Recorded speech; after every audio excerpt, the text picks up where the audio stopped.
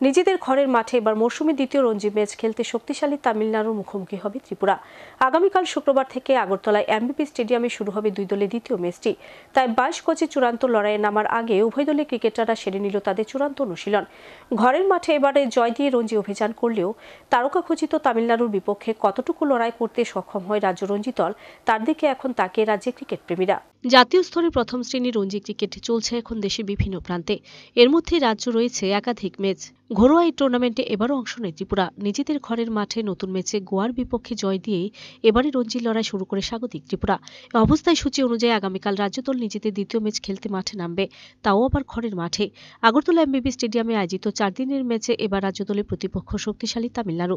চলতি টুর্নামেন্টে রাজ্য দল জয় দিয়ে লড়াই শুরু করলেও দ্বিতীয় ম্যাচে তাদের প্রতিপক্ষ কিন্তু প্রথম ম্যাচেই ধরাশায়ী। তাই দ্বিতীয় ম্যাচে ঘুরে দাঁড়ানোর লক্ষ্যমাত্রাকে সামনে রেখেই একদিকে যেমন ময়দানে নামবে তারকখচিত তামিলনাড়ু, ঠিক তেমনি গোয়া জয়ে সাফল্য ধরে রাখা এখন রাজ্য দলের ক্রিকেটারদের মূল লক্ষ্য। শুক্রবার থেকে শুরু হওয়া দুই দলের 4 দিনের এই ম্যাচের মূল লড়াই শুরু হবার আগে বৃহস্পতিবার উভয় দলই এমবিবি স্টেডিয়ামে সেরে নিল তাদের চূড়ান্ত প্রস্তুতি।